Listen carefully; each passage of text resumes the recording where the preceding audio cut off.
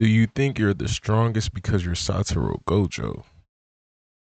Or are you Satoru Gojo because you're the strongest?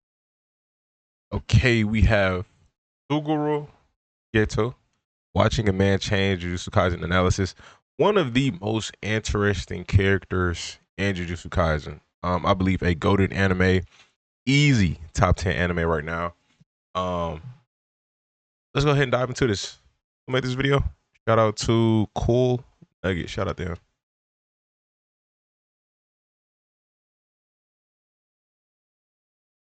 This video contains spoilers for Jujutsu Kaisen Season 1 and 2 and 0.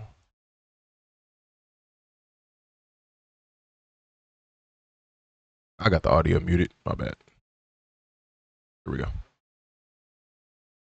Suguru Geto is one of my favorite Jujutsu Kaisen characters, despite the fact that he doesn't live that long. Geto is only seen in the Hidden Inventory arc and Jujutsu Kaisen 0. However, I believe that Geto is one of the best written characters Gege has ever done, and despite thoroughly disagreeing with him, his motivations and reasoning are still understandable. But I'm getting ahead of myself. I think to analyze Geto, we should start chronologically. The earliest It's something about a good villain. It's just something about a good villain, man. Like Thanos. Gotta, you know what I mean? It's just something about having a good villain, like not good in the sense of obviously like an anti-hero, but like in the sense of they wrote him good. Like everything about him still makes him a appealing character. Like part of you dislikes him, but part of you like him at the same time, even though like he's not a good character. point we see Geto chronologically is in Hidden Inventory episode 1. It actually opens on a scene of Geto attempting to come to terms with what happened that day. We see flash forwards to events that will happen in the coming episodes, namely Geto saving Nanako and Mimiko, as well as Gojo and Geto parting ways. This is an amazing cold open to the season and immediately tells the audience what this season will be, an explanation as to what happened to Geto. The first episode shows Geto talking with Shoko and Gojo. It's clear that they're very close, once again bringing up the question of what happened to Geto. This question is pushed on the viewers even further when we see Gojo, Geto, and Shoko discussing the necessity of sorcerers. Interestingly, Gojo and Geto's ideas are flipped here. Gojo questions why people as strong as them are protecting weak, regular humans. Geto counters by saying that it is the duty of all sorcerers to protect the weak. This ideology is one that is repeatedly questioned throughout the entirety of Jujutsu Kaisen, but especially in Hidden Inventory. Should people this strong risk their lives to protect the weak? Sorcerers die all the time due to protecting other humans. If they simply protected each other, everything would be a lot easier. However, is killing weaker humans okay? This moral question is introduced to the viewer here, and it's done exquisitely. The characters and viewer can come up with their own answers for now, but the show will take this to the absolute extreme later on. In this scene, Masamichi also assigns the two to escort Riko, and interestingly, he calls the two of them the strongest, something Gojo is repeatedly called by people in the present. As we'll see later, the question of what being the strongest means is something else that also comes up multiple times throughout the show. Geto once again reprimands Gojo for his braggadocious behavior, to which Gojo once again brushes it off. From the ensuing fight, we see that both Geto and Gojo are practically invincible in the current Jujutsu world. Although one thing I find very interesting is that in this battle, Geto is clearly putting in a lot of effort to win. Meanwhile, Gojo has to just stand there and he is by default untouchable. Another major player in the Hidden Inventory arc, and therefore Geto's past, is also introduced around this point. Fushiguro Toji is immediately interesting to the audience due to not only being related to Megumi, but also because he's attempting to kill Riko. That's another one too. Really good villain, man. They write him so cold, and I think that's what makes the show so good, just the writing. The day commences audience due to not only being related to Megumi, but also because he's attempting to kill Riko. The day commences and there are some really nice scenes of Gojo, Geto, Riko, and her caretaker. It's clear that they all get along and plan to give Riko the best final days before she is erased for Tengen. Geto is very sympathetic to Riko and her cause. It's clear that he cares not only about her, but any person not trying to harm others. Although, as I just said, we see that he has no sympathy for curse users who use their powers to hurt others, with him beating up an old sorcerer attempting to get to Riko. After wrestling rescuing Kuroi, the four of them spend the day on the beach. This scene, as well as the intro of the show, is kind of heartbreaking, especially if you know what happens to these four. Geto and Gojo especially clearly had a very special relationship that would be destroyed by extenuating circumstances. The knife is twisted even more when Geto expresses concern for Gojo, to which he responds by saying that his best friend is always there to watch his back. As they return to the high school, Gojo lets his infinity go, telling Geto that the whole experience has been extremely tiring. Everything was perfect at this point. Gojo and Geto protected the non-sorcerers, they gave Riko a final fun day, they got rid of some bad sorcerers, and nobody was hurt. And maybe, if that happened, the Jujutsu world could have been safe from Kenjaku. Gojo and Geto could still be the strongest together, and Riko Amanai could have lived. But that would have been too easy. Kenjaku. I didn't know that was his name.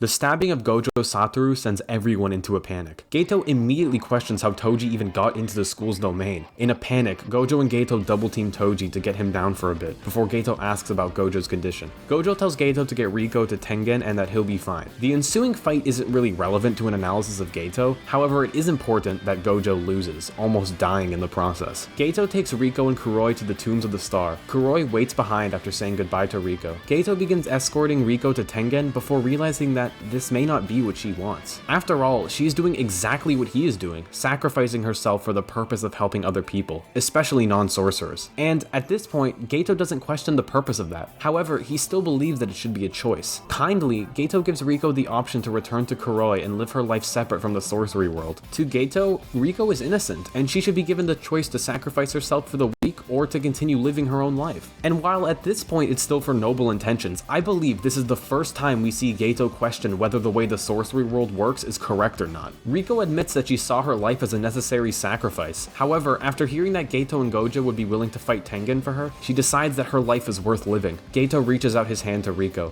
As she reaches...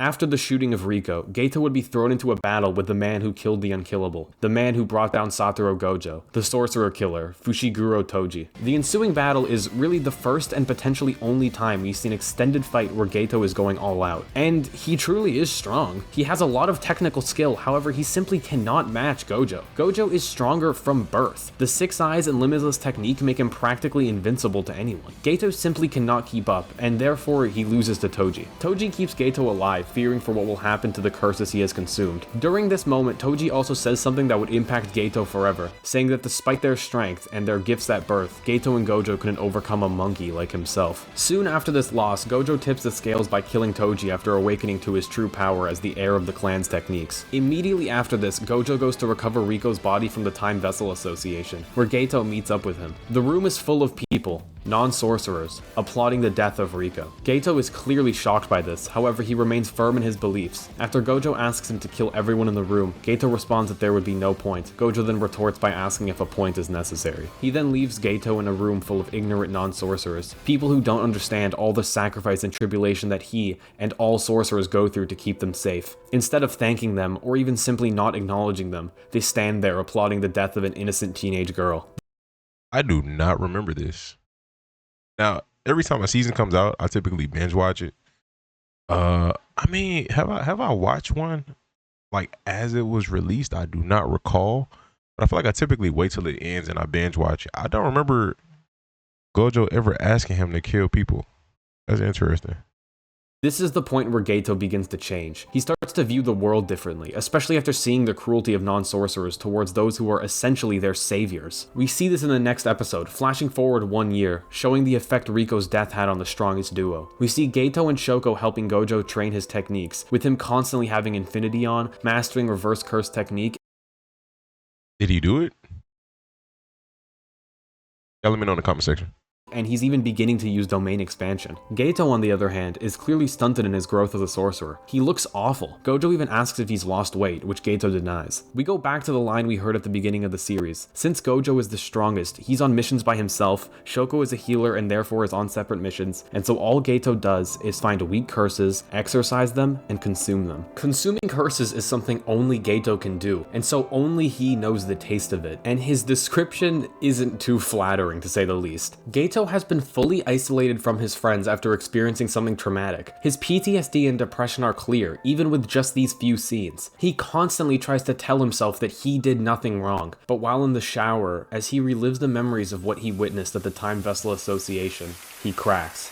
Damn monkeys. Geto is finally beginning to question what he's doing. If everything he's done, all the sacrifices he's making, all the curses he consumes, if it's all to support these cruel non-sorcerers, then why is he doing it? Why is he helping these monkeys, as he sees it? For now, I believe that when Geto says monkeys, he's referring to only the evil non-sorcerers, like the Children of the Time Vessel and Toji. However, soon after, this definition would change. Geto begins talking to Haibara about what it means to be a sorcerer, something Haibara had never really thought about before. The difference between these two is that Haibara looks no further than the surface. People are in need, I help them. The reason for this could be as he says, which is that he just doesn't think about it too deeply, but the other reason could be that Haibara hasn't seen the cruelty of the world. His mindset is the exact same as Geto's pre-Riko, and it's clear that he wants to go back to it. After the conversation with Haibara finishes, Geto talks to another special grade sorcerer, Yuko. Yuko says that she believes that the Jujutsu world doesn't actually do anything about cursed spirits. They don't stop them from appearing, they simply fight them when they do. There are two ways to prevent curses from appearing, as Yuko says, which is to either stop cursed energy entirely or to make everybody able to control it. The issue is that for both these solutions, people who can't use Jujutsu must cease to exist. Geto asks Yuko about this, to which she simply asks if he hates non-sorcerers. Wait. Everybody able to control it. Which is to either stop cursed energy entirely or to make everybody able to control it. The issue is that for both these solutions, people who can't use Jujutsu must cease To stop it entirely, what does that have to do with non-sorcerers existing? Does cursed energy stem from non-sorcerers? Now again, if this is a vital part to the storyline of this show, forgive me. Again, when I binge watch something, it's like some of the details just, they escape. to exist. Geto asks Yuko about this, to which she simply asks if he hates non-sorcerers. As I stated before, Geto does not yet hate everyone who is weak, he simply hates the bad ones. Yuko tells Geto that only he can shape his life before leaving. As she leaves, she also tells Geto something I find super interesting, which is that they found another vessel for Tengen. Even though this was bound to happen, I think it really affected Geto to know that Riko's death was entirely pointless. Speaking of death, Geto meets with Nanami after a mission which got Haibara killed. This clearly rattles Geto, with him once again wondering if this is all worth it. Geto's final straw is seeing Mimiko and Nanako trapped in a cage by non-sorcerers for nothing. They are simply scared of their abilities. After a year of being alienated from his friends, dealing with PTSD, watching non-sorcerers continue to live in ignorance about all the sacrifice the people around him put in, and finally, seeing two innocent young sorcerers be caged by these people for nothing, Geto snaps. He proceeds to kill over 100 non-sorcerers, including his parents. This leads to him being sentenced to death by the High Order of the Jujutsu world. Upon hearing the news, Gojo approaches Geto on the street, asking him what he thinks he's doing. Geto tells him exactly how it is. He isn't kidding. He genuinely believes that this is the way the world should be. Gojo points out the obvious flaw, which is that Geto can't simply kill billions of people. This clearly annoys Geto, the reasoning being that Gojo could kill billions if he so desired. While Geto spent the last year in a state of depression, Gojo spent it furthering the gap in their strengths. Geto was already going to always be second to Gojo, but the past year made that blatantly obvious. They were no longer the strongest together. Gojo alone was. This also brings up the question of killing.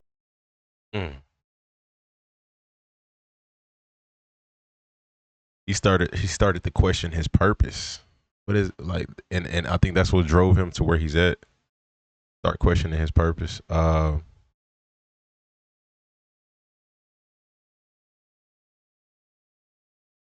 With purpose, something that means a lot to Geto. The reason he hated being a sorcerer was because there was no purpose to it for him. He was risking his life and watching his friends die for the very people he was saving to remain ignorant, or worse, violent towards sorcerers. Killing non-sorcerers, in Geto's mind, has a purpose. He's healing the world of an inferior species. Geto then asked the famous question, are you the strongest because you're Satoru Gojo, or are you Satoru Gojo because you're the strongest? I believe this question refers to the internal conflict that Gojo felt and would continue to feel.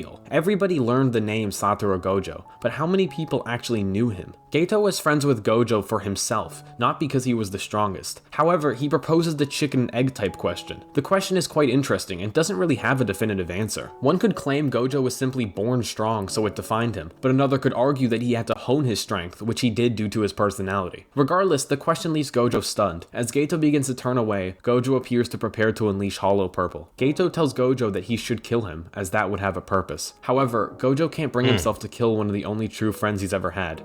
His one and only.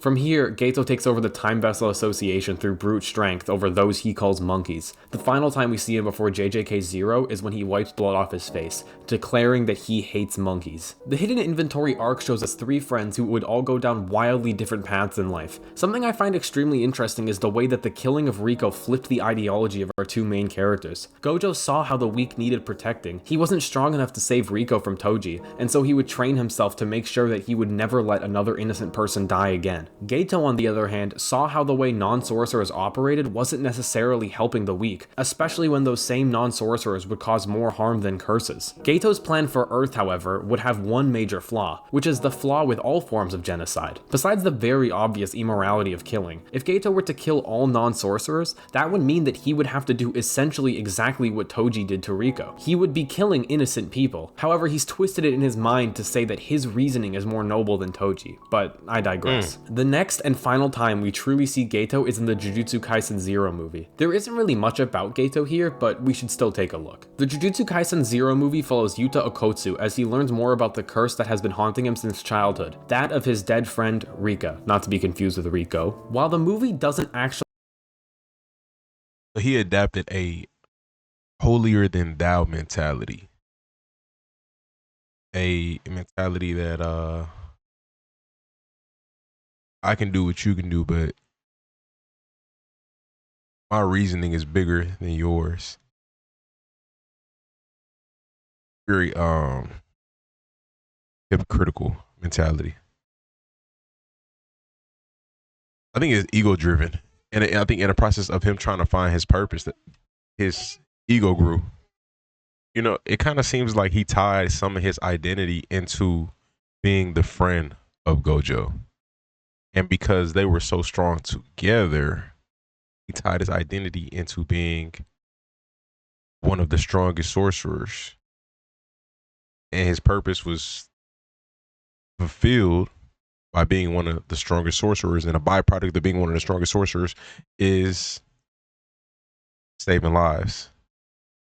But when that gap came so big, and this friendship is kind of ripped apart due to the gap being so large, and he's spending so much time by himself, he starts to question that purpose and question self, you know? And in the process to get out of that depression that he was in, he had to create his own purpose, which also inflated his ego, which made him feel like his purpose is bigger than the actions of Toji, you know, being willing to kill innocent people. Have that much in terms of development for Geto, it does contain the final time that we ever see him. Before all that, let's talk about what happens throughout the movie in relation to Geto. The first hint we get of Geto is when we see him as a shadowy figure testing Yuta's ability. When we properly see him for the first time, he's at that church he took over in Hidden Inventory. Non-sorcerers come to him to have their curse-related problems solved, seemingly for no exchange. In reality, Geto absorbs the curse himself, and in this particular scene, he calls the young woman a filthy monkey who can't even use Jujutsu. Geto then announces to a large group that the era of true sorcery is finally beginning, with him declaring war on Jujutsu High, which is what he sees as the shining pillar of modern sorcery. Geto hates Jujutsu High because to him it represents the aspect of the sorcery world that needlessly leads young sorcerers to death for weaker people. Geto then menacingly appears on the Jujutsu High grounds and discusses what he thinks of the modern world to Yuta. During the conversation, Geto calls Maki a monkey, which is what leads Yuta to not be swayed by him. As Geto attempts to apologize, an old friend greets him. The interaction between them is short, but it's clear that Geto doesn't actually hold much animosity for Gojo.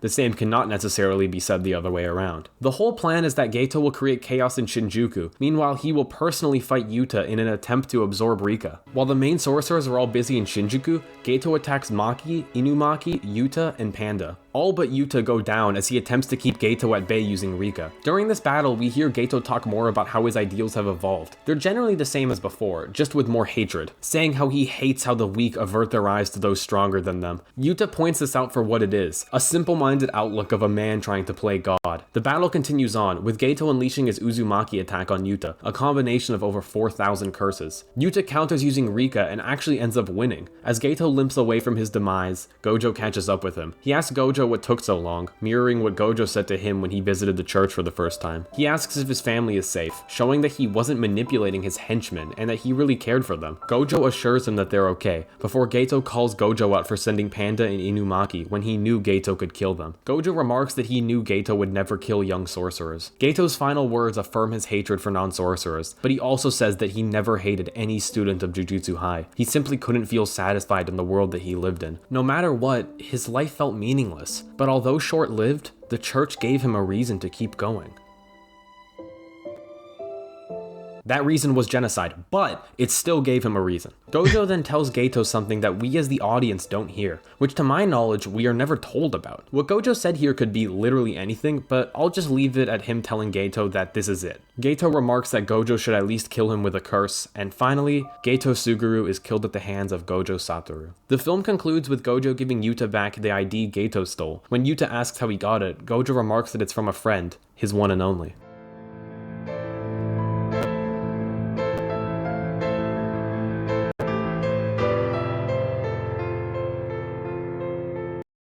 That's so crazy. Now I've watched so much anime, so many different TV shows that I forgot that Gojo killed Geto. And I've only watched that movie once, so I haven't read the manga. I don't read manga anymore. But man, this is a good video. Very well put together.